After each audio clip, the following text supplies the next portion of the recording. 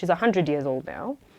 And she still attends my events. She can walk, she can talk, but unfortunately now she's lost her, use of her mind. She hasn't been diagnosed because she's still a Mokorino, and her children have decided to respect her wishes and never take her to a hospital, because had she been in her right mind, she would never go to a hospital.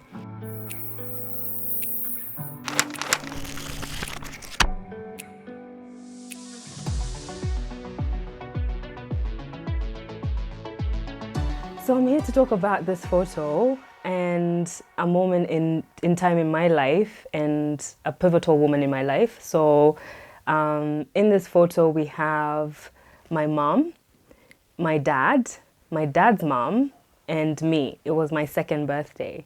And so this is my grandma. I'll call her Shosho because that's what I'm used to. And she's the one I'm named after.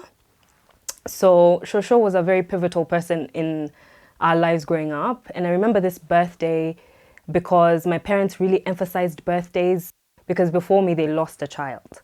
So when they got me, they were just like, oh my God, we're gonna really, really celebrate birthdays. When I saw the way she was looking at the camera, right, I think this photo was taken by my uncle, my late uncle actually, because I think he's the only other adult that was there that day. And she was, again, I feel like she has a suspicious look on her face.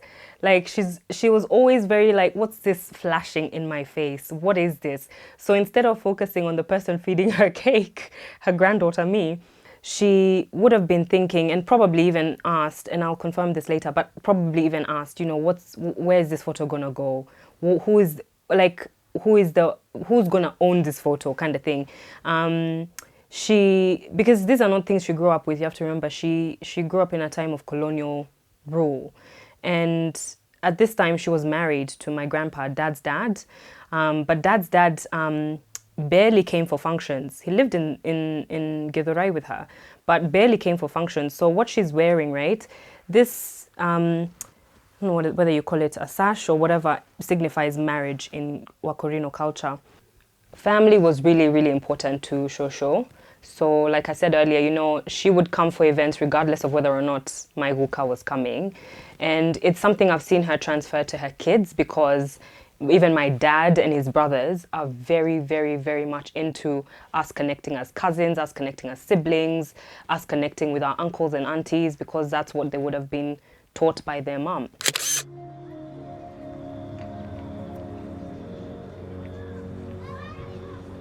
If you look at most of our photos when we were kids, my Shosho is present. She was always present.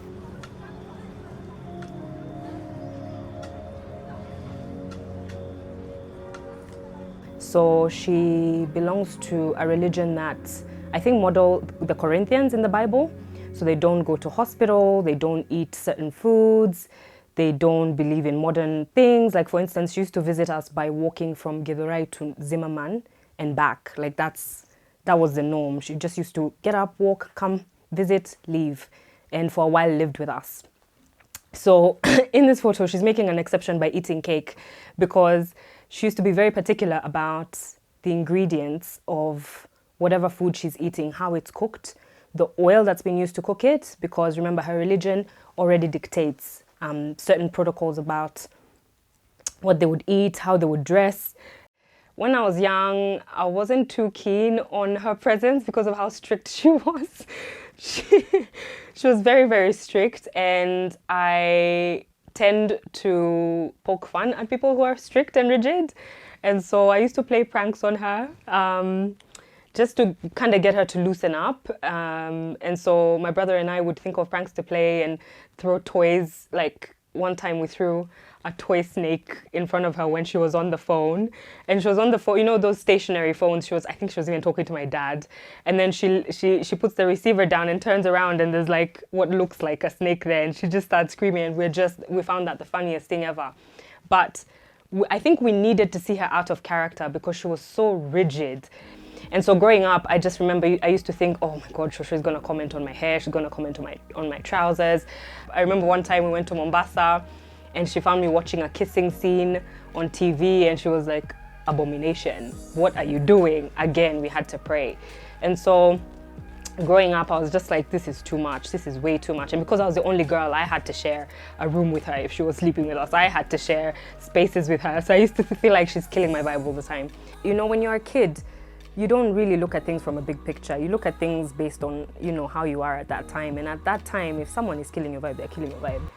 But now, I look at all the sacrifices she's made as a woman, as a human being, to even have her children have the lives that they lived, right?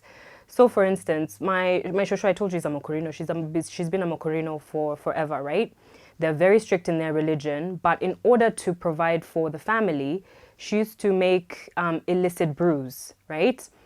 Those illicit brews burned her tear ducts to the point where she cries involuntarily to this day. So she just, if you're sitting with her, you'll just see tears dropping down her face. And it's because the fumes from the brew did something to her tear ducts, and now she cries involuntarily. For someone to make a sacrifice like that, to go against their core beliefs for the sake of their family, for the sake of providing for their children, and you've never heard her complain about it. I've never heard her, you know, whine about, oh, I had to do this for you, or I had to do that for you. Really, really stuck with me when I found out that story, because I've always been curious about her life, you know, when you're named after someone and, you know, I don't know, you get curious about how were you when you were a girl? How did you have fun? Did you know, did you go to different places? She just lived a very different life than I did, but the theme of what it is to be a woman is the same. We'll do anything for the people we love. Those are the things I've learned from her. Whether or not she was rigid, whether or not her methods were extreme, she did what she knew how to do at the time. And it worked because she raised amazing kids, you know. You can see my cool dad here with half his shirt open. And my uncles and aunties. She raised so many children. Yeah, her and my granddad would have made so many sacrifices for their kids. So I've learned a lot in terms of what it means to sacrifice for the people you love, what it means to put yourself on the back seat and be like, okay, this is my belief, but my belief will result in my children starving to death. So I need to put that to the side and make this illicit brew and sell it and have food at the table. So we just have self-diagnosed her with dementia. And so now her personality has completely changed. Whereas before, when I was young, she was extremely rigid and extremely strict. Now she's a bit of a clown. Like, she just laughs and sings. That's all she does. So it's a very interesting transition, but still very, I think, miraculous to me to see her in my occasions now. And I'm in the process of getting married, and seeing her at my events is just mind-blowing to me that this is Shosho, she's still here.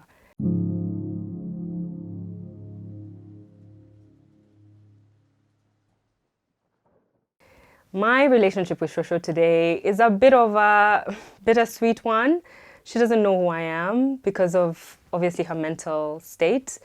You have to keep reminding her, you know, every 5 minutes you have to remind her who you are. Like when you visit her, the first thing she does is break into song. Whoever you are, she just breaks into song. And she'll ask you, well, who are you? And I'll tell her, I'm Modoni. Modoni, wow, who's Modoni are you? And I tell her, she recognizes my dad's name. So as soon as I say Modoni wa Bogwa, she's like, oh my God, no, you know. And then she asks me, when did you come back from America? Because she knows abroad is America. She doesn't know any other country abroad other than America. And I'll tell her, Shosho, I came back. I've been coming back over the years. 5 minutes later, she'll ask me again, who are you? You know? So for me, it's bittersweet because I've moved back home at a time where I can't pick her brain. I can't ask her questions about, you know, the way we grew up. But sometimes she has lucid moments where you ask her. So one time I took her for a walk. She can walk up to 8 kilometers, just exercise now. And I took her for a walk at Parkland Sports Club. And we took a break. We sat on a bench and I asked her, I was like, Shosho, there's something disturbing, in Kikuyu, of course, because she doesn't speak any other language. And I'm stressed about something. What do you do when you're stressed? And she said, you know, you give it to God. And I was like, oh, so she does have some lucid moments where you can actually have a brief conversation with her. And she was like, stress for what? You give it to God. I don't remember if I could have ever had this conversation with her when her mental faculties were still 100%, because I just saw her as such a rigid, strict figure that was to be avoided and afraid.